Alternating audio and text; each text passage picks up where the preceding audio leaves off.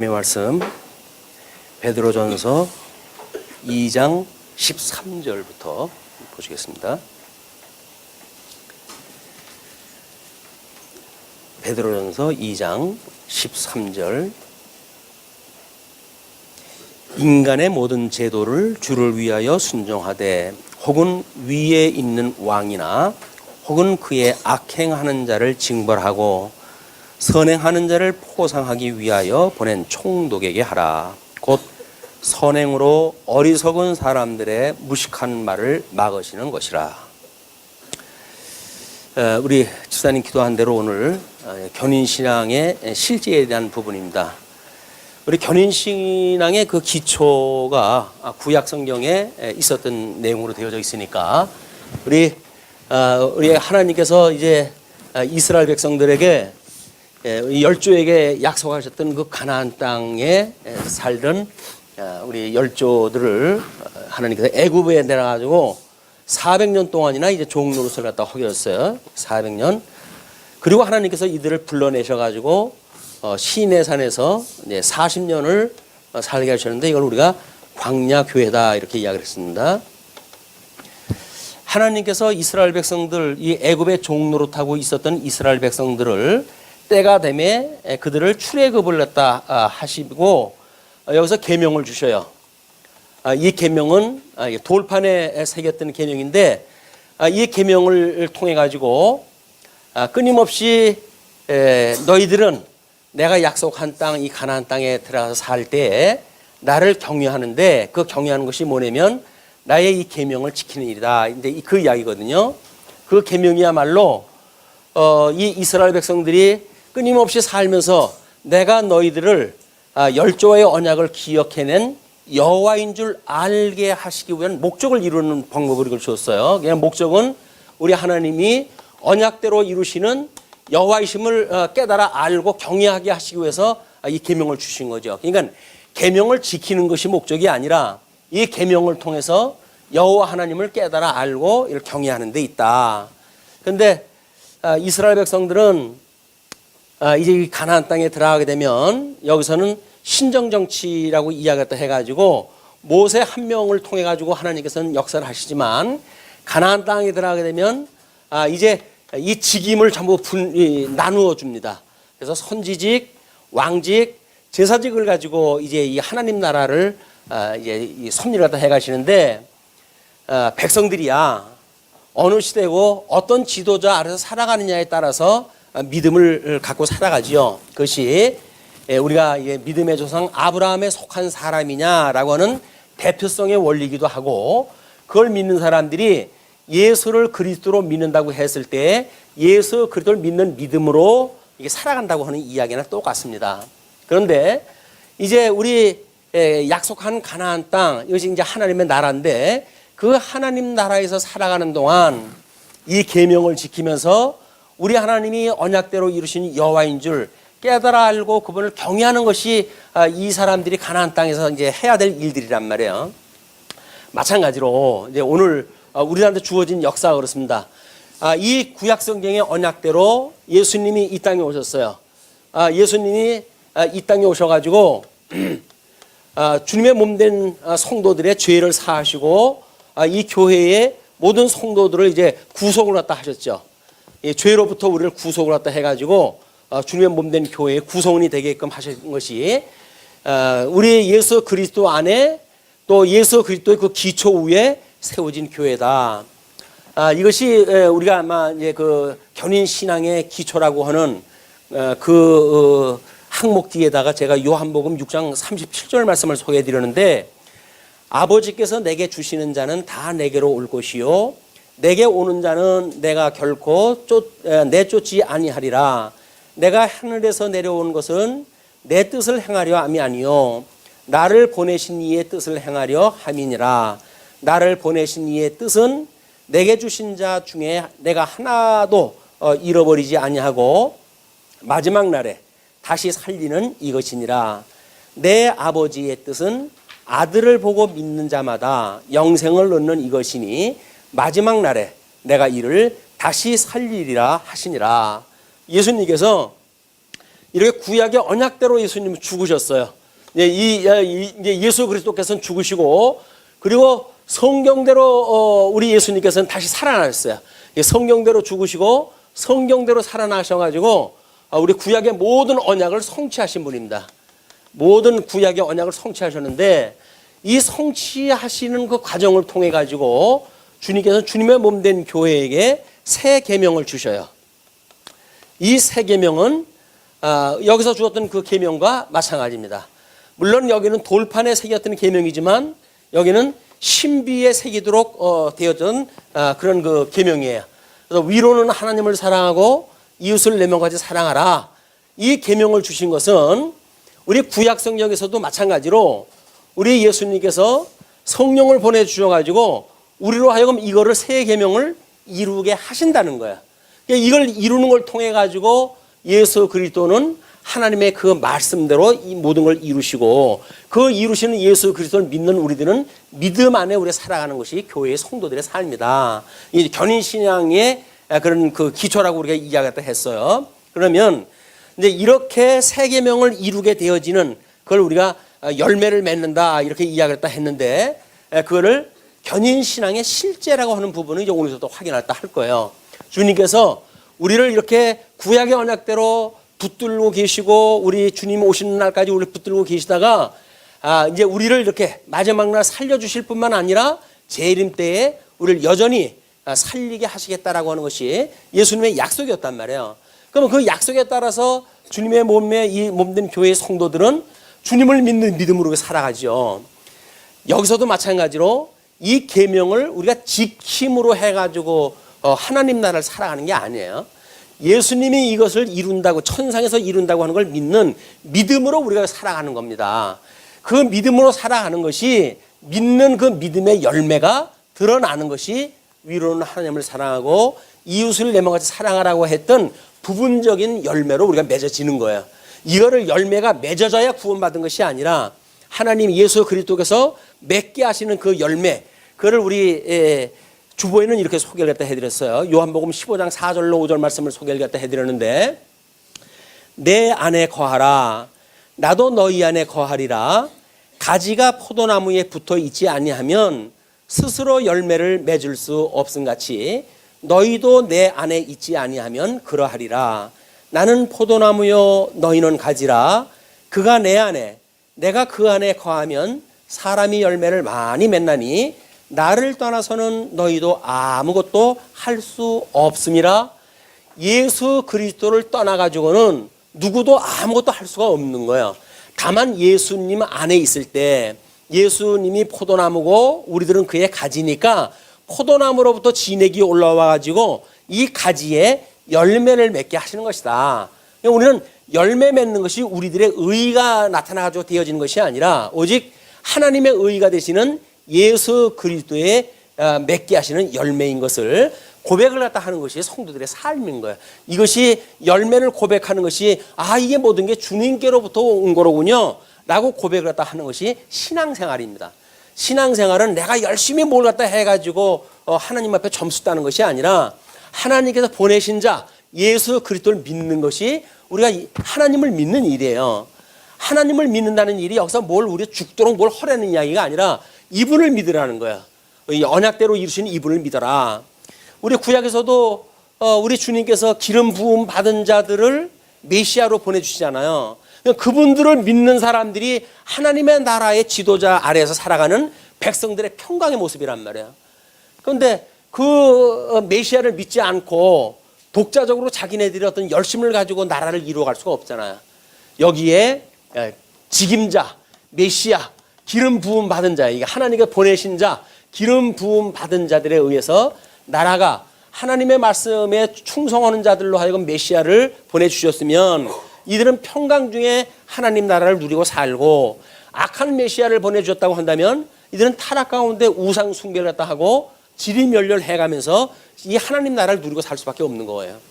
그런데 이 여기서 언약되어졌던 메시아가 우리 이 그리스도가 이제 우리 여기서는 히브리어로 해가지고 메시아, 그다음에 헬라어로 해가지고 그리스도라고 우리 이야기를 하지 않았습니까?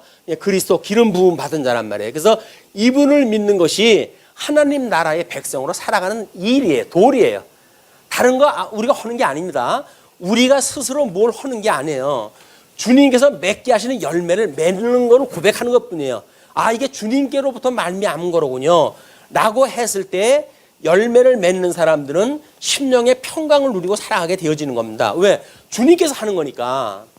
만약에 우리들의 어떤 노력으로 해가지고 이 평강을 얻는다고 한다면 우리는 평강을 얻을 수가 없어요. 우리가 스스로 노력으로 뭘 이룰 수가 없기 때문에 이 신앙생활을 하면서도 인생이 고달퍼요. 심령의 평강을 누리는커녕 끊임없이 어떤 죄의식이라든지 이런 데에 사로잡혀가지고 어찌할꼬 이 사망의 몸에서 누가 나를 구원하랴 라고 하는 끊임없는 고통 속에 우리가 살아가게 되어진다. 그러나 예수 그들을 만나는 순간에 찬송하리로다. 이 사망의 몸에서 우리를 구원해내시는 하나님의 능력으로 찬송하게 되어지는 거란 말이에요. 이것이 예수님을 믿는다고 하는 의미입니다. 자, 그러면 이제 그런 신앙생활의 실제예요. 이거는 실제라고 하는 거는 주님께서 이렇게 구약의 언약대로 죽으시고 그 다음에 또 이루셔서 주님의 몸된 교회 성도들로 하여금 증인의 삶을 살아가게 하시는데, 이게 목적이라고 그랬어요.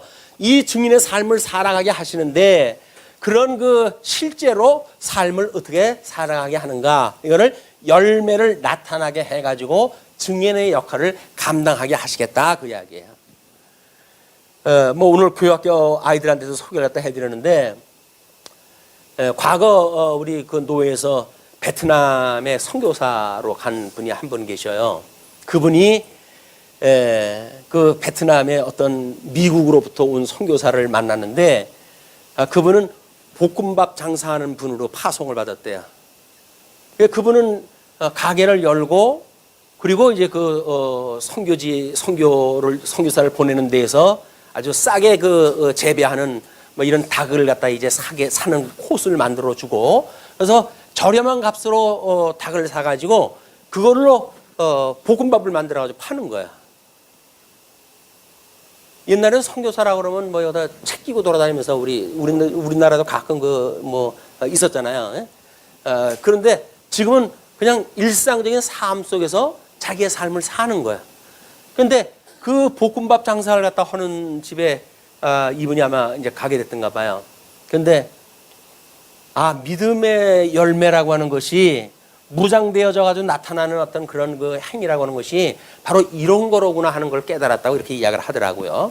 왜냐면 그분은 그냥 복음을 증거하지도 않은데요. 열심히 그냥 볶음밥 만들어 가지고 판대요. 싼 값에 뭐 배고픈 사람들한테 이제 이렇게 부여를 갖다 하고, 그분들하고 나름대로 이제 친분이 이제 만들어질 거 아닙니까? 그러면 자연스럽게 사석에서 나는 예수를 믿는 사람이랍니다 해가지고 자기의 신분을 소개를 갖다 하고, 그러니까 예수 믿는 사람이라고 하는 그걸 갖다 들은 사람들이 당신처럼 그런 삶을 살 수가 있으면 얼마나 좋아요. 어떻게 이 힘든 세상에서 그렇게 평강을 유지하고 살 수가 있답니까? 라고 하는 거를 궁금해하는 사람들이 물을 거 아니겠어요? 나는 예수님을 믿는답니다. 평강의 왕이신 우리 예수님이 나의 주인이기 때문에 나는 평강을 누릴 수가 있답니다. 라고 해서 복음의 기초를 갖다 증거를 갖다 하니까 그 사람들이 시간을 내 가지고 성경 공부를 갖다 하자고 덤벼드는 사람들이 있대요. 또 뭐 교제를 갖다 하겠다고 하는 사람들이 있대요. 라고 해가지고 복음이 증거되어지는 거예요.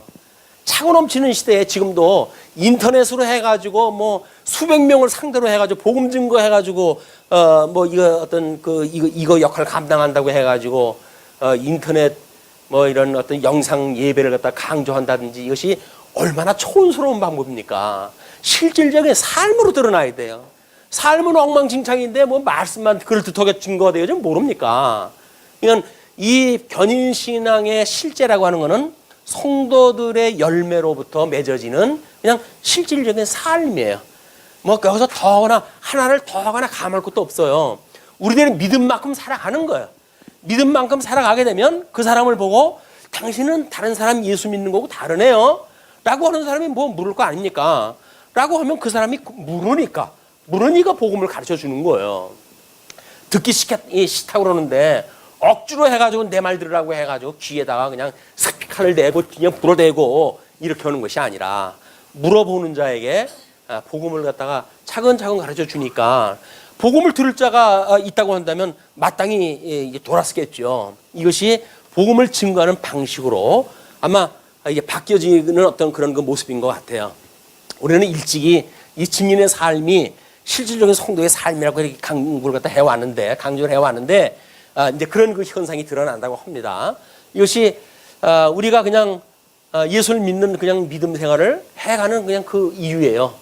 그냥 예수를 믿으니까 믿음의 생활을 하는 것뿐이죠. 살다가 보니까 다른 사람들이 궁금해하는 사람들한테 복음을 증거하고, 그래서 이 기쁜 소식을 그들에게 증거를 갖다 해서 함께 이 주님의 나라에 우리가 이렇게 기업의 영광을 누리고 사는 것이 새로운 아마 이렇게 배부른 시대에 뭐 부족함이 없다고 여겨지는 이 시대에 우리들이 살아가는 증인으로의 삶이 아닌가, 이런 그 생각이 듭니다. 자, 그러면 이제 오늘 우리가 확인할 내용이 2장 나머지 부분의 사회생활 부분하고 3장 1절부터 7절까지의 가정생활이라고 하는 두 부분이 같이 이제 공부가 돼야 될 것 같아요. 왜냐하면 내용이 같기 때문에 그렇습니다. 먼저 사회생활을 위해 가지고 요한복음 11장 25절 말씀을 소개를 해드렸어요. 자, 그러면 증인의 삶을 사는 사회생활의 그 기본이 뭐냐? 이것을 우리가 예수께서 이르시되 나는 부활이요 생명이니 나를 믿는 자는 죽어도 살겠고 무릇 살아서 나를 믿는 자는 영원히 죽지 아니하리니 이것을 내가 믿느냐? 이것을 믿는다고 하는 우리 믿음의 생활이 결국 뭐라는 이야기예요? 예수님을 믿는다는 이야기가 뭐예요? 예수님을 믿게 되어지게 되면 너희들이 이분이 부활되신 분이란 말이에요. 이 부활되신 분이기 때문에 비록 하나님의 영광을 버리고 이 땅에 낮아지신 몸으로 오셨지만 부활되신 예수 그리스도를 믿게 되어지게 되면 우리들이 여기서 사는 삶은 죽어도 사는 거예요. 그게 그냥 우리가 이 눈에 보이는 육신의 몸은 죽어도 우리의 영원한 영생을 얻었던 우리의 생명은 살게 되어지는 거란 말이에요. 이걸 깨닫는 일이 성도들이 믿는 믿음의 생활이다. 이렇게 이제 보았을 때 2장 13절로 15절에 인간이 세운 모든 제도의 주를 위해서 순종하라 그러잖아요. 자, 그러면 우리는 이제 예수 그리스도를 믿어가지고 성도가 됐어요. 그러나 지금 이제 이쪽에 다른 또 한 영역은 뭡니까? 이쪽에는 우리 흩어진 나그네에게 편지를 쓴다고 그러지 않았어요? 이 사람들은 나그네예요. 나그네. 그건 나그네인데 예수를 믿는 믿음으로 살아가는 이 성도들은 육신으로는 나그네지만 우리 신령한 몸으로 해가지고 뭡니까? 하나님의 나라, 영원히 무너지지 아니할 하나님의 기업을 누리고 살아가는 성도들이란 말이에요. 이 두 영역이 있는 거예요. 그러니까 이 나그네들에게 편지를 쓰면서 너희들의 신분이 이러하니, 그렇게 하니까 육신으로 가지고 살아가는 이때에 너희들은 여기서 모든 사회에서 만들어낸 제도, 이 제도 아래 그렇게 살아가라는 이야기입니다. 그게 뭐예요? 이제 인간의 모든 제도를 주를 위하여 순종해라, 그 이야기야. 이 제도라고 하는 거는 우리가 이 주를 위해서 이제 우리가 이 살아가는 증인의 삶이 되어졌으니까 우리들의 주어지는 삶도 주를 위해서 이 주님을 위해 가지고 여기서 이 제도를 순종해라, 그 이야기야. 예수님을 믿는데 제도 안 지킨다고 해가지고 문제될 거 있습니까? 나는 이미 구원 다 받았어요. 그렇다고 해서 제도 안 지킨다고 해서 내 지옥 가는 것도 아닌데 내가 왜 그 사람들 제도를 따라야 됩니까? 그래가지고 엉뚱한 짓 하는 사람들은 복음을 믿지 않는 사람들이에요. 이 주님을 믿지 않는 사람들이라고요. 이분이 죽었던 자를 살리신 저 하나님, 성경대로 죽게 하시고 성경대로 살아나게 하셨던 그 능력 전능하신 하나님을 믿지 아니한 사람들이란 말이에요. 왜? 자기네들이 뭘 해야 된다고 생각이 드니까. 주님이 하는 걸 믿는 사람들은 이 제도에 대한 것도 그냥 주를 위해서 그냥 살아가는 거예요. 내가 생각이 다른데 신앙적으로 난 수용을 못하겠어요. 내가 왜 그걸 그렇게 해야 됩니까? 라고 하는 사람들은 주님의 절대 주권을 믿지 않는 거예요. 예수 그들 보내주시는 하나님을 믿지 않는 사람들이에요. 자, 그러니까 뭐라고 하는지 보십시오. 주를 위하여 순종하되 혹은 위에 있는 왕이나, 이 나그네가 살고 있는 사람들은 지금 현재 이 사람들은 로마 제국의 통치 아래 있는 사람들이에요. 이 로마 제국의 황제는 지금 아시아 반도에 이 사람들이 있다고 그러지 않았어요? 이 아시아 지역에 총독을 보내가지고 이 통치권을 지금 영향력을 미쳐가지고 이 사람들이 살고 있는 지역에 정치적인 영향을 미치는 사람들이란 말이에요. 그러니까 여기서 그가 혹은 그 순종하되 혹은 위에 있는 왕이나 그다음에 혹은 그가 악행하는 자를 징벌하고 선행하는 자를 포상하기 위하여 보낸 총독에게 하라. 그 이야기예요. 여기서 악행하는 자를 징벌하고 선행하는 자를 포상하는 거의 기준은 누구예요? 로마의 황제의 기준이에요. 황제의 기준에 의해 가지고 그것을 이루게 하기 위해서 이걸 주었단 말이에요. 그러니까 우리가 봤을 적에는 주를 위해서 우리는 살아가야 되는데 이쪽의 총독들은 누구를 위해서 살아가는 사람들이에요? 로마의 황제의 명령을 따라 가지고 잘못하는 사람들 벌 주고 잘 살아가는 사람들 칭찬하고 그래가지고 로마 제국의 평안한 제국의 그 삶을 살아가도록 부름을 받은 사람들이 총독이란 말이에요. 그러니까 우리들은 지금 이 사람이나 로마의 왕이나 또는 총독에게 순종을 하래요. 로마 황제가 잘 살게 하기 위한 로마 제국의 그 총독의 말을 따라가지고 잘 살래요. 순종을 하래요. 그러니까 지금 이 정치권세에게 우리가 반항을 하라는 이야기입니까? 어떤 이야기입니까? 이게 우리는 이제 딜레마인 거예요. 우리는 예수 그리스도를 믿는 성도들의 삶이 아닙니까?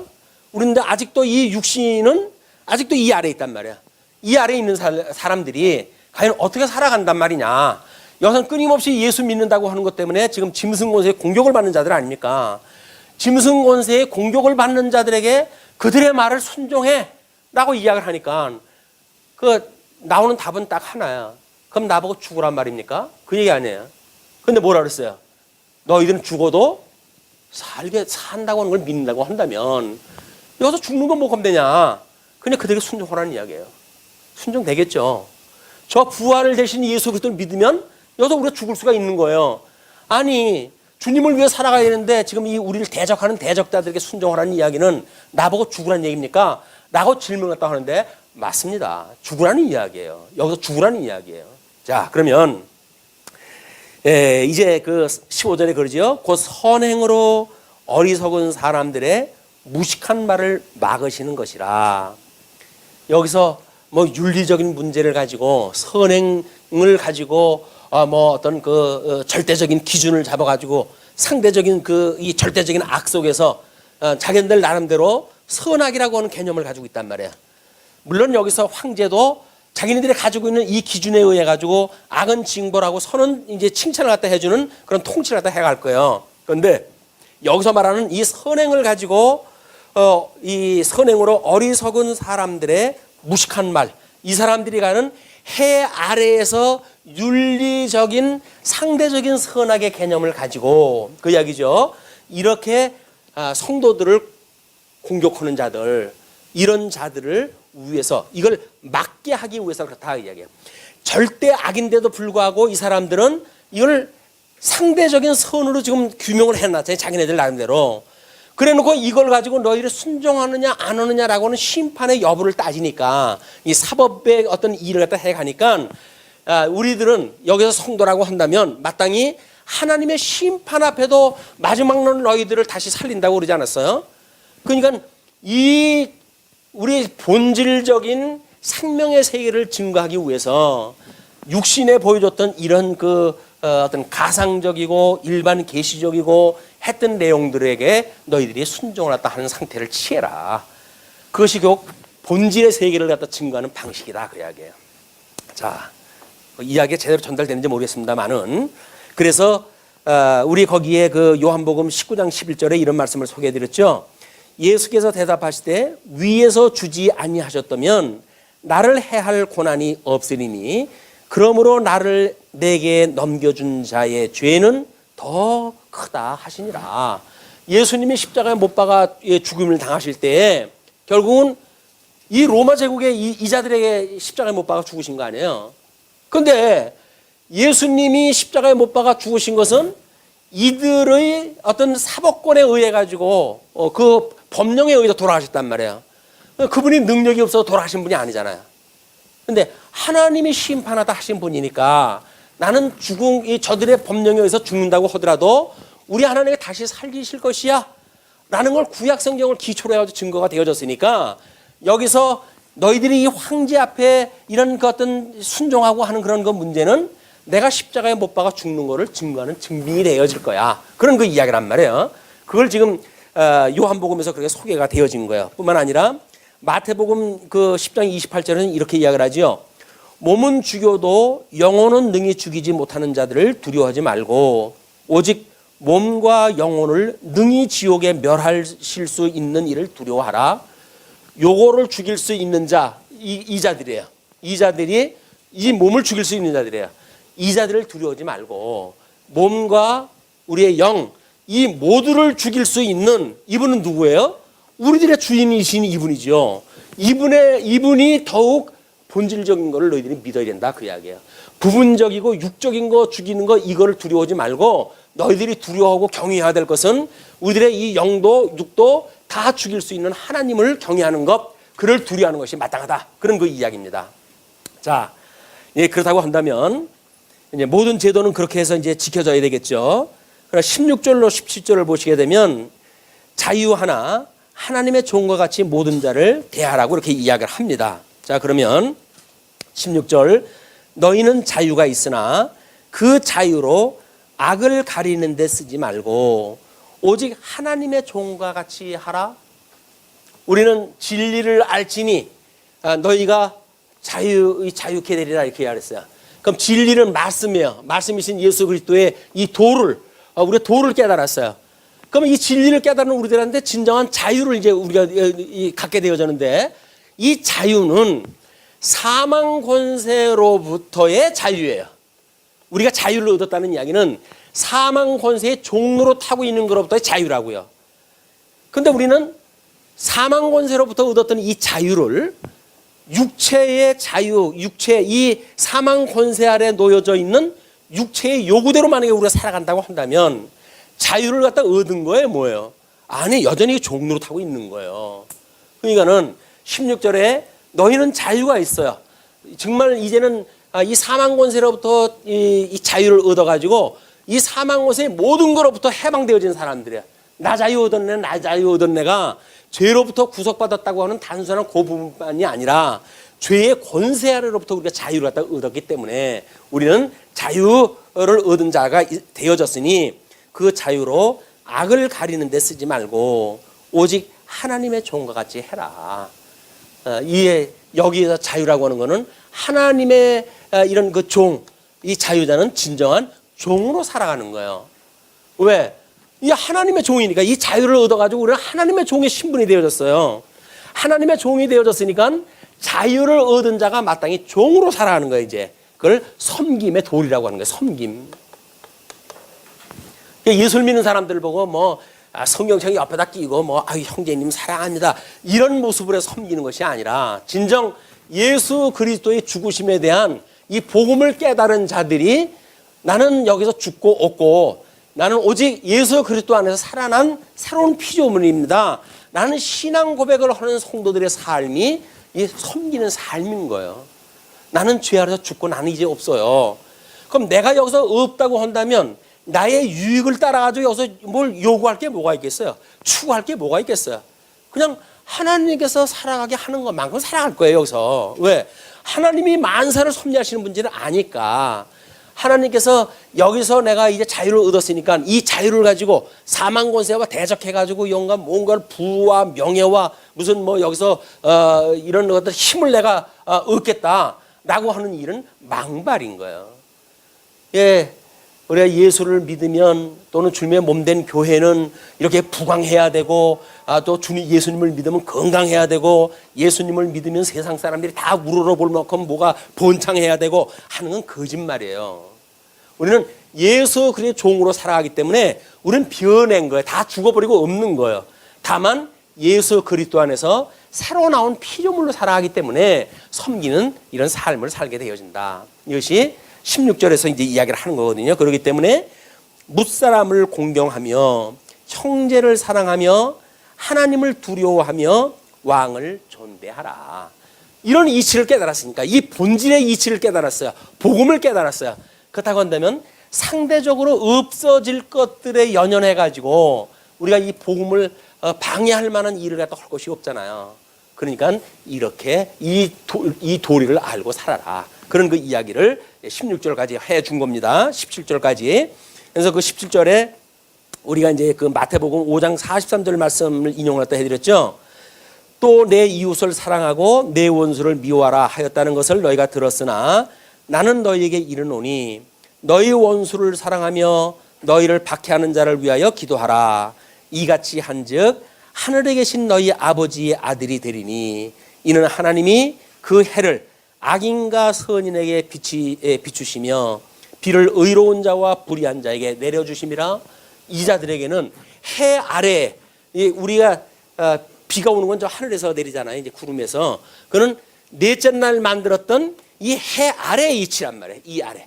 여기서는 선한 자나 악한 자나 다 하나님께서 태양빛도 또는 비도 내려주시고 그래서 일반 계시적으로 해도 그걸 일반 은총이라고 이야기를 하는데 다 해서 먹고 사는 건 하나님께 주셨던 은혜들이에요.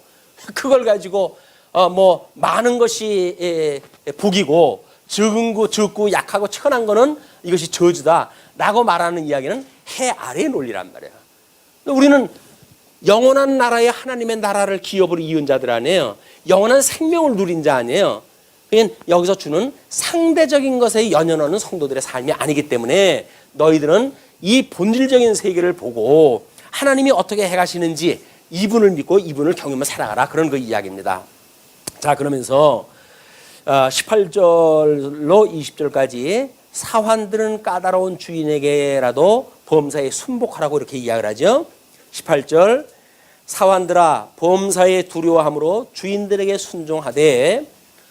이때 이제 여기에 이제 이 시대에 로마 제국에 사도 바울이 베드로가 이 복음을 증거할 때는 적어도 이때 로마 시민을 가지고 있는 그 사람들의 약 4배수가 종들이었대요. 그 종이 차고 넘치는 거 아니에요. 이분들은 지금 이 여든 치리자들은 이 종들을 어떻게 다스리는가에 따라서 이 자기네들의 행정력의 성공 여부가 달려져 있는 거예요. 그만큼 대단한 이 종들을 누리고 사는 사람들이기 때문에 사도 그 베드로의 입장에서 이 나그네 되어진 사람들 중에는 이런 자들도 있겠죠. 노예 출신으로 해가 된 사람들이 있을 거 아닙니까? 그런 자들한테 너희들이 이제 예수님이 나는 내 주인은 주인이요 우리 예수님이에요. 이제 당신은 더 이상 내 주인이 될 수가 없어요. 라고 해가지고 주인 말 안 듣고 만약에 이렇게 한다고 하면 그거는 내버려 두지 않을 거 아닙니까? 그런 자들에게 지금 베드로가 하는 이야기가 그 종들인 상전에게 순복해라 그 이야기예요. 자, 뭐 그러면 그 여기서 황제나 이 총독에게 순복하는 거나 또는 자기의 상전에게 순종하는 거나 똑같은 원리인 거예요. 똑같은 원리. 그건 국가 생활을 갖다 해가면서도 원리가 똑같은 원리고 또 여기서 상전을 섬기는 가정생활 갖다 해가면서도 원리가 똑같은 거예요. 이게 똑같은 원리로 지금 되어져 있다. 그래서 사환들아 범사에 두려함으로 주인들에게 순종하되 선하고 관용하는 자들에게만 아니라 또한 까다로운 자들에게도 그리하라. 이건 지금을 살아가는 성도들도 마찬가지예요. 뭐 이 직장 생활하는데 우리 상관이 너무 뭐 까다롭고 이건 밥맛이다라고 해가지고 불순종한다고 한다면 이게 견인신앙생활의 실제가 아닌 거예요. 우리가 깨달았다고 하는 이 자유를 가지고 마음껏 우리는 방종으로 하면서 살아가는 삶이란 말이야. 우리가 예수님을 믿는다고 한다면 진정 까다로운 상전이라고 하더라도 거기에 순종을 하다 허래요. 그건 뭐라는 얘기예요? 죽기밖에 더 하겠어요? 여기서 상전에서 순종하다 하다가 살아가게 되면 죽기밖에 더 하겠냐고요. 아직 죽지 않은 거 아니에요. 죽도록 충성하는 거예요. 여기에 예수를 믿는다고 한다면, 저분을 믿는다고 한다면 말로만 예수님을 믿는다고 해가지고 싸구려 은혜를 받은 사람들은 이런 삶에서 전부 추풍낙엽으로 다 떨어져 버리고 맙니다. 견인신앙생활에 실제에 남아있지를 못해요. 내가 복음을 깨달았는데 왜 그러고 살아야 돼? 라고 자기 마음대로 자기 좋은 대로 살아가는 거예요. 그 이야기는 끝날에는 예수님도 안 믿을 사람들이거든요. 다 솎아내는 작업들이에요. 저게. 다 솎아내는 작업으로 해가지고 하나님께서는 이렇게 까다로운 상전도 주어가지고 우리 주님이 나를 이 상전처럼 사망 권세 아래 내가 이렇게 살아갈 수밖에 없는데, 영원히 살아갈 수밖에 없는데, 우리 주님이 나를 위해서 십자가에 못 박아 죽으시고 그리고 나를 구원해 주셨어 라고 하는 믿음이 있다고 한다면 10번, 100번, 1000번, 10,000번 순종할 수가 있죠. 그 복음이 믿어진다고 한다면. 믿어지지 않으면 그럼 뭐 발로 차버리고 말아야죠. 뭐 예수님도 필요 없어요. 그때는 예수님 뭐 믿으면 복 줄 줄 알았더니 기껏 내가 예수님 믿으면 뭐 이 환난 날에 나보고 기뻐하는 말입니까?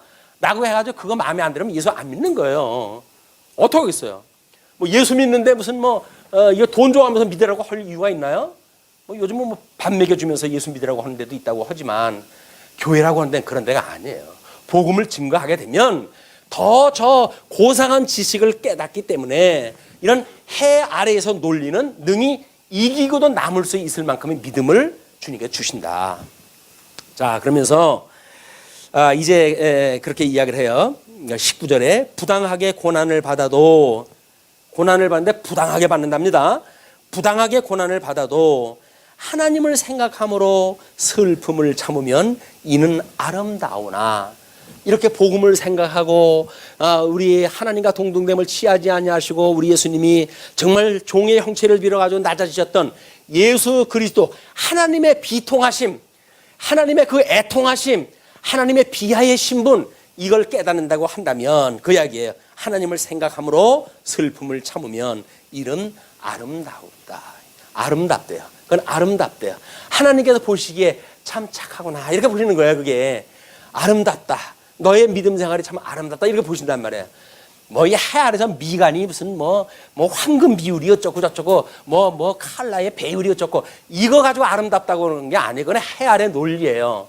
이 천상세계에 가게 되면 하나님의 그런 예수 그리스도의 죽으심을 우리가 깨닫고 거기에서 하나님 앞에 순종하는 삶을 살아갈 때 하나님께서 아름답다 보신단 말이에요. 근데 성도의 아름다움은 하나님을 섬김에 있는 거예요. 여기에 아름다움이 있지 이쪽 거 가지고 뿌리는 데 있는 것이 아니란 말이에요. 자 그러면서 죄가 있어 매를 맞고 참으면 무슨 칭찬이 있으려? 여기서 예수를 믿는데 여기서 뭐 주인한테 반항하다가 얻어 터졌어요. 그럼 반항하다가 얻어 터졌는데 그게 무슨 예수님하고 뭔 상관이 있어요? 지가 순종 안 해가지고 얻어 터진 건데 그렇게 하면 무슨 유익이 있겠느냐 그 이야기죠. 무슨 칭찬이 있으리요? 그러나 선을 행함으로 고난을 받고 참으면 이는 하나님 앞에 아름다우니라. 우리는 여기서 예수님의 십자가를 지고 나를 부인하고 살아가는 삶이야말로 하나님께 가장 아름다운 삶으로 보는 거예요. 성도들의 삶은 여기서 피카번쩍 뭔가를 자랑하는 것이 아니라 그냥 예수 그리스도를 믿는 믿음으로 나를 부인하고 나의 십자가를 지고 그냥 예수님을 따라가는 거야. 그래서 이제 뭐 이렇게 봄처럼 화창한 날이지만 뭐 이제 이것도 뭐 꽃망울 좀 핀다고 해가지고 시샘을 갖다 하는 또 이제 뭐 봄바람 몰아칠 거 아닙니까? 그런다 할지라도 묵묵히 그냥 지나가는 거야. 그러면 그냥 그 꽃이 만개하는 시간이 올 거예요. 그러면 또 이제 그것도 뭐 시샘이 나가지고 뭐 봄비 같지 않게 뭐 소나기라도 가끔 온다고 그러면 그냥 비 맞고 떨어지는 거예요. 낙엽처럼 떨어지는 거예요. 그런다고 하더라도 때가 되면 열매를 맺어요.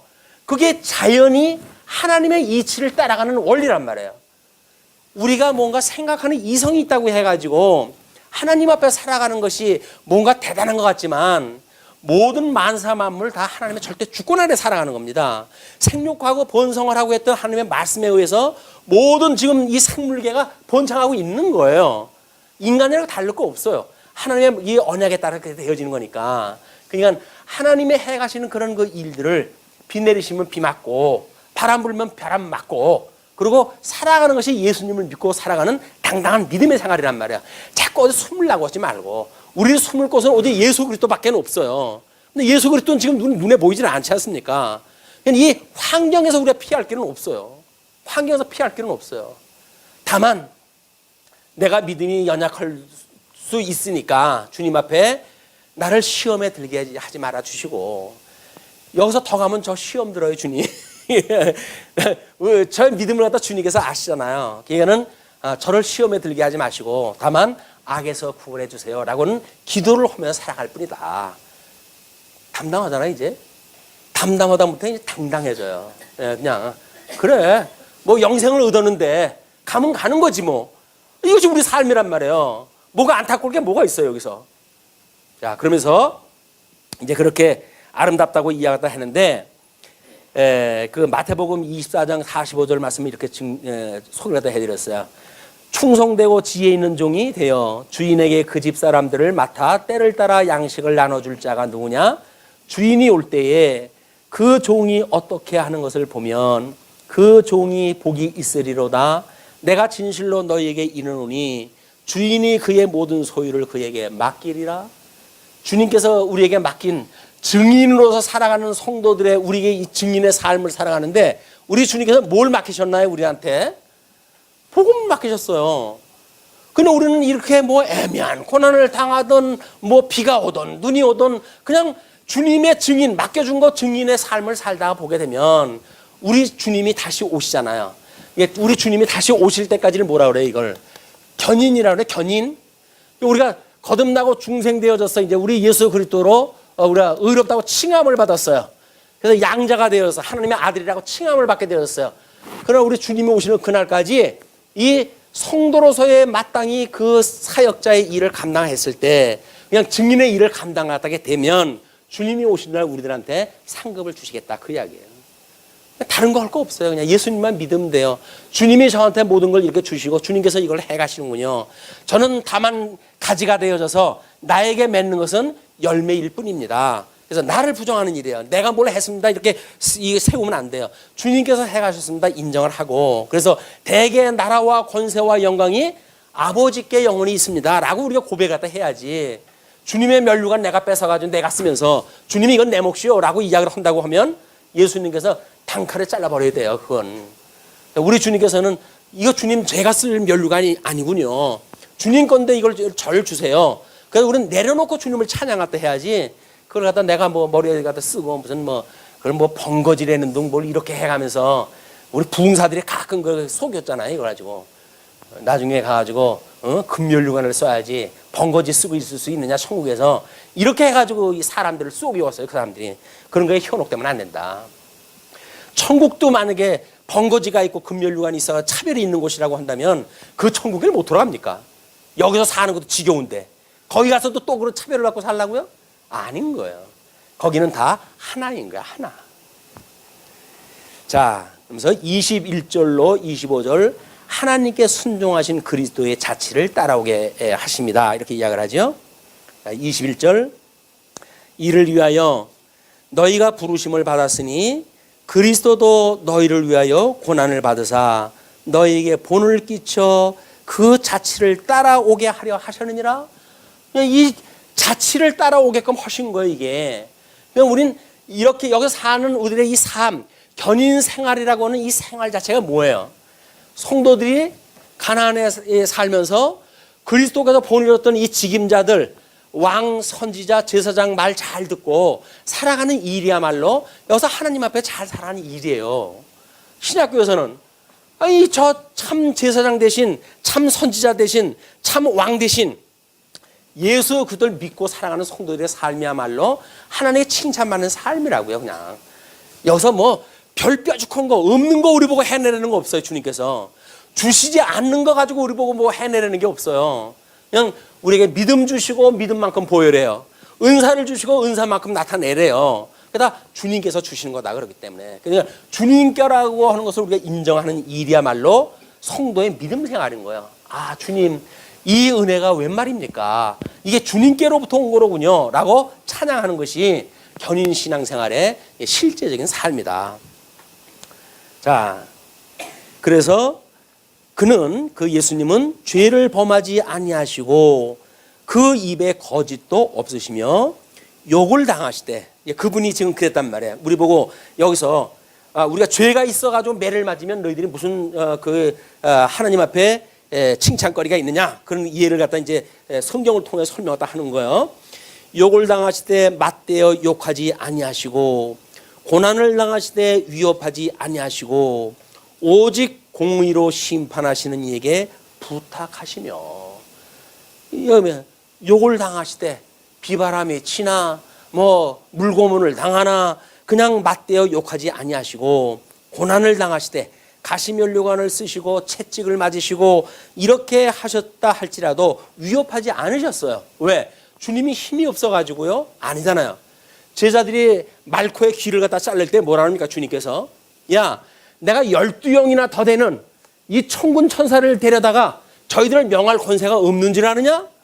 그럼 그렇지 않아요. 주님께서는 그런 권세가 있으셔요. 그럼에도 불구하고 하나님께서 나를 보내신 그런 그 이유는 나의 권세를 자랑하라고 보내주신 것이 아니라 하나님의 그 언약대로 죽고 언약대로 살아나는 이런 말씀을 응하게 하시기 위한 일이기 때문에 예수님께서는 그냥 조용히 십자가에 못 박혀 돌아가신 자리에 가신 거란 말이에요.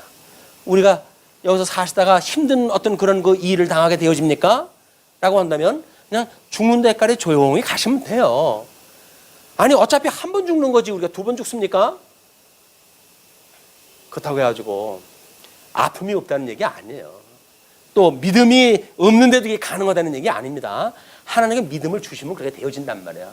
초대교회 때 우리 믿음의 선배들이 어떻게 그 짐승의 밥이 되어지는 가운데서도 예수님을 부정하지 않냐고 살아갈 수가 있었는가?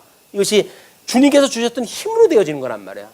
상전 말 안 듣고 뭐 이런 자들 잡아가지고 그냥 노예로 팔아버리고 그래가지고 그 짐승과 싸움을 싸우게 하고 뭐 이렇게 만들어 가잖아요. 그 우리 옛날 그 영화를 보게 되면 그러나 그 사람들 그냥 그 죽어가면서도 예수님을 부정을 안 해요. 사자한테 밥이 되어져 물려 죽으면서도 예수님을 부정을 안 해요. 이것이 하나님께 주신 믿음이란 말이에요. 그게 이 견인의 믿음의 실제다.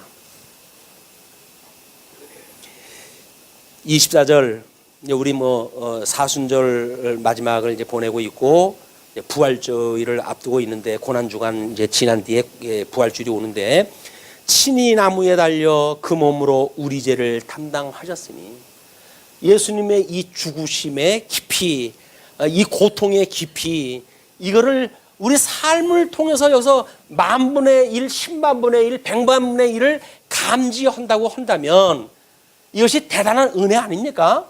그러니까 우리 보고 환난 날에 기뻐하라는 거예요.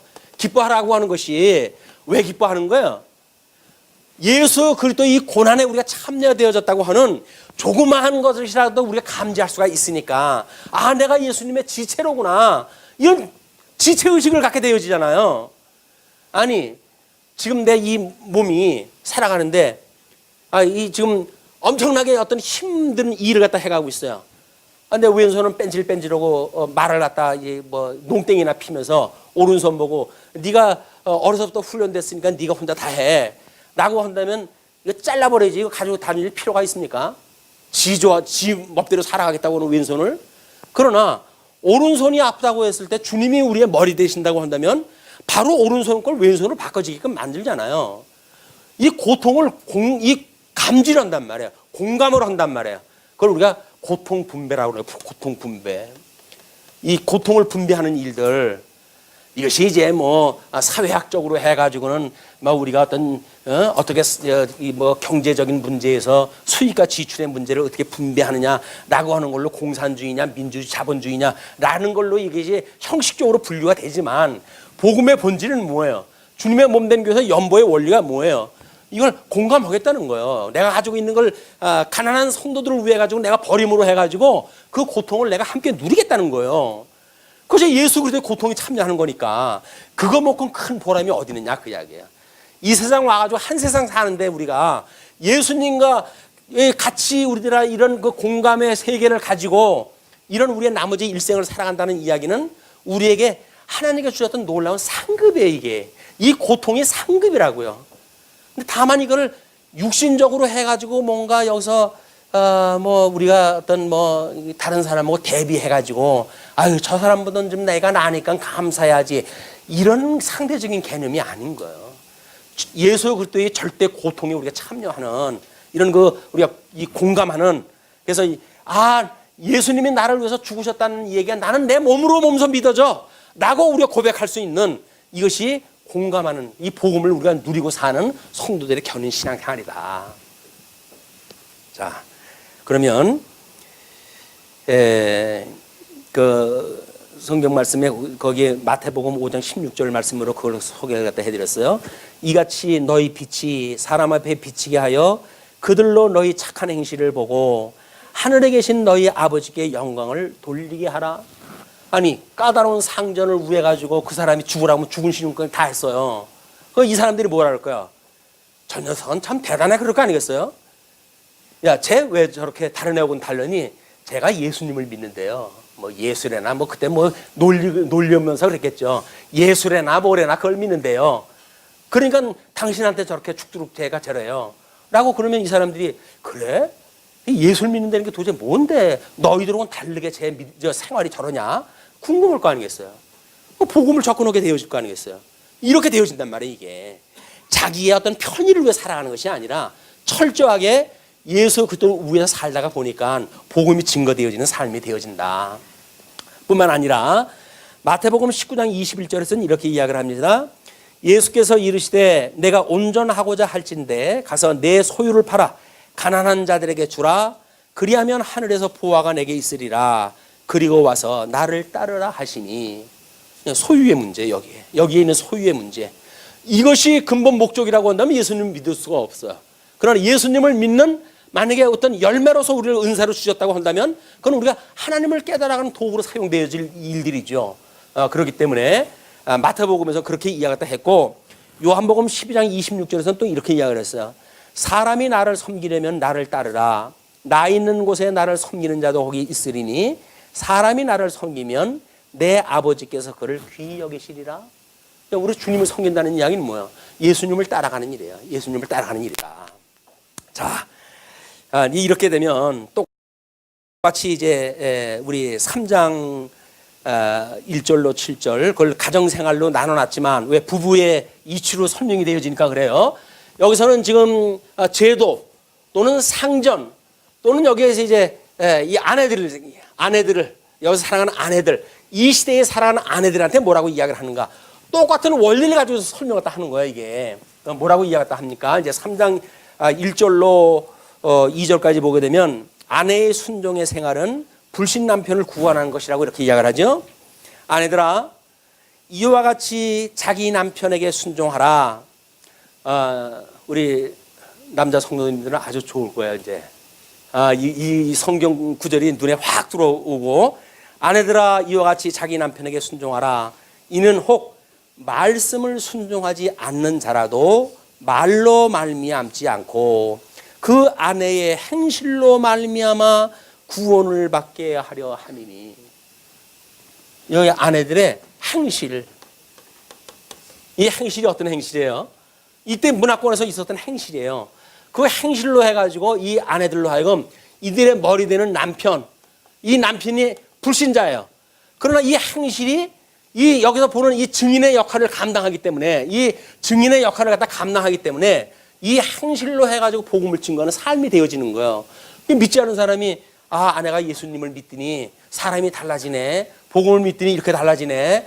이렇게 해가지고 이 남편이 나도 저 예수를 믿으면 얼마나 좋을까라는 생각이 들어가지고 예수님을 믿게 되어지는 거란 말이에요. 반대적인 어떤 이야기, 우리가 어떤 변증을 갖다 하시기 위한 그런 이야기가 많이 있을 거라고 생각이 들지만 그건 사석에서 이야기하기로 하고 이건 베드로의 논리를 따라가지고 설명을 하는 거니까 족을 닮으면 안 됩니다. 지금 이건 말씀 따라가는 거야. 자, 그러면서 3절에 너희의 단장은 머리를 꾸미고 금을 차고 아름다운 옷을 입는 외모로 하지 말고. 단장, 여기서 이제 행실 중에 뭐 이제 단장이라고 하는 이 영역이 있을 거 아닙니까? 이거를 외모주의로 해가지고 하지 말아라 그 이야기예요. 이렇게 눈에 보이는 외모주의로 단장을 하지 마라. 그러면서 뭐라고 이야기했다 합니까? 오직 마음에 숨은 사람을 온유하고 안정한 심령에 썩지 아니할 것으로 하라. 우리 이제 예수를 갖다 믿는 성도로서의 그 삶이라고 한다면 온유하고 안정한 심령에 썩지 않는다는 이야기는 뭐야? 이게 예수 그리스도의 도예요. 이 도로 복음 이 복음을 따르는 이 견인의 신앙생활에 실제로 나타나는 그 열매를 갖다 했을 적에 이 남편들이 복음을 깨닫게 되어지는 기회가 되어진다. 그런 그 이야기입니다. 그러면서 그 섭령이 쉽지 않을 것을 알아. 이는 하나님 앞에 값진 것이나, 값진 것이라는 이야기는 뭐죠? 이것이 절대가치예요. 물론 뭐 우리가 세상에 살아가는데 상대적인 가치가 없을 수는 없겠죠. 그러나 이 상대적 가치는 절대적 가치를 깨닫게 하시기 위한 수단적인 거지, 이것이 목적이 돼가지고는 안 된단 말이야. 내가 살아가는 삶에. 이것 때문에 우리가 이제 그 난리가 나는 거예요, 지금. 여기서 어떤 상대 가치를 목적으로 두다가 보니까, 지난 시간도 이 얘기를 했지만, 그 아버지 그 잘 듣는 사람들이 그냥 뭐 외제차 타가지고 그 넓은 고속도로를 갖다가 질주하고 뭐 이런 그 폼나는 일들을 갖다 하는 게 다 뭡니까? 사람들 앞에 이걸 추구하는 거예요. 나는 지금 여기에 멋쟁이 아버지를 뒀어. 이걸 자랑하는 거란 말이에요. 근데 우리가 만약에 정말 저 전능하신 하나님 아버지의 자녀라고 한다면 세상의 것들의 가치를 추구하는 것이 아니라 절대 가치를 추구하며 살아가는 일이다.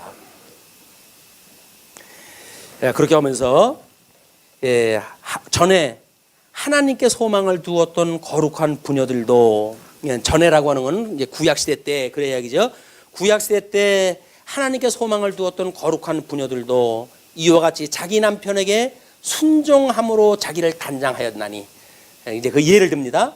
사라가 아브라함을 주라 칭하여 순종한 것 같이 너희는 선을 행하고 아무 두려운 일에도 놀라지 아니하면 그의 딸이 된 것이니라. 이거는 우리 열조의 어미가 된다고 그러지 않았어요?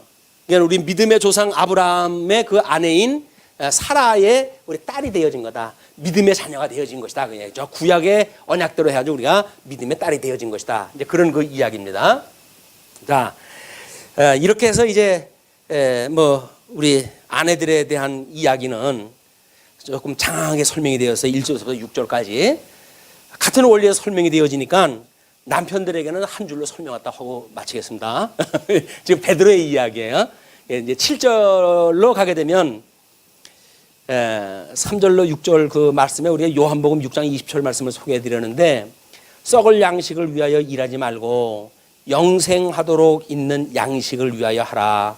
이 양식은 인자가 너희에게 주리니 인자는 아버지 하나님께서 인치신 자니라.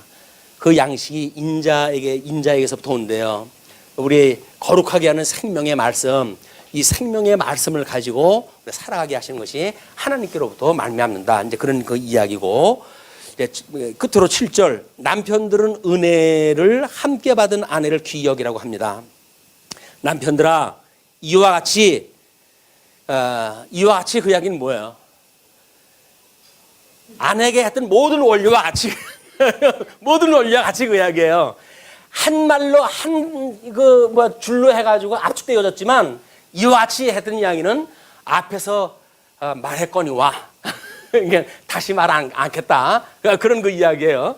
이와 같이 지식을 따라 너희 아내와 동거하고, 똑같은 원리로 지금 동거를 하는 거예요. 다만 남편은 아내의 그런 그 남편의 위치로서 이제 그 이야기를 하는데, 그를 더 연약한 그릇이요 또 생명의 은혜를 함께 이어받을 자로 알아 귀히 여기라. 이 아내는 연약한 그릇이에요.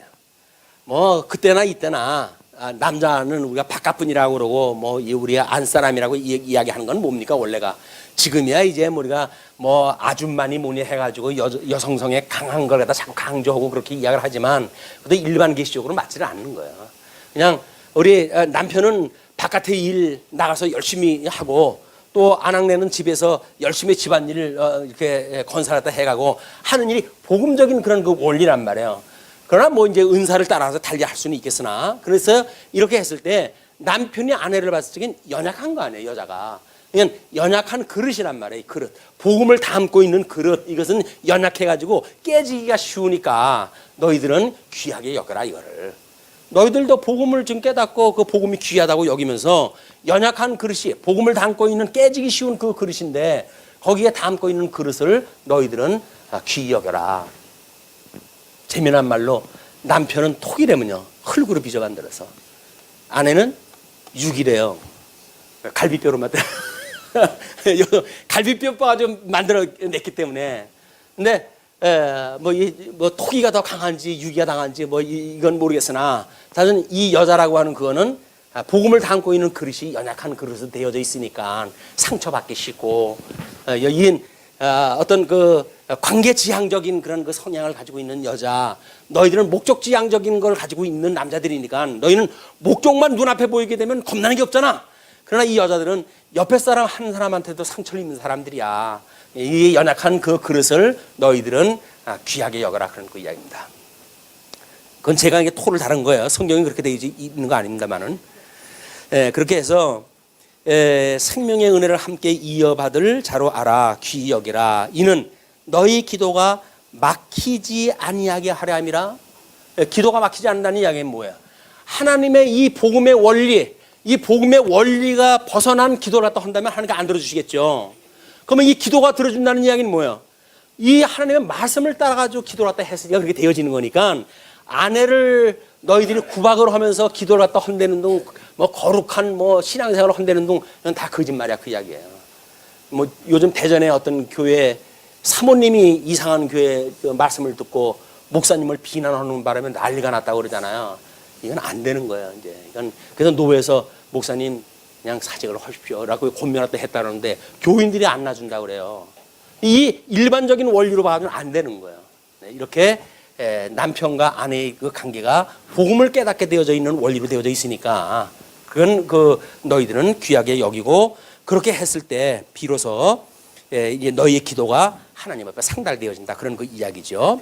그런 그 내용은 뭐 보편적인 이야기지만 누가복음 10장 27절에 예수님께 대답하여 이르시되 내 마음을 다하여 목숨을 다하며 힘을 다하며 뜻을 다하여 주 너희 하나님을 사랑하고 또한 내 이웃을 내 자신같이 사랑하라 하였나이다. 결국은 예수 그리스도를 믿는 그런 그 믿음으로 해가지고 남편이 아내를 사랑한다는 이야기는 다른 이웃도 지금 사랑을 갖다 해야 되고 원수도 사랑을 갖다 해야 되는데 아내를 사랑하지 않는다고 한다면 말이 안 되는 거 아니겠어요? 아내를 사랑하는 건 너무나 당연한 일이다. 그걸 성경 뭐 수없는 곳에서 이웃 사랑에 대한 걸 언급되어지고 있으니까 남편은 이와 같은 원리에 따라서 아내를 사랑해라, 그런 그 이야기입니다. 자, 여기 뭐 우리 기도하시고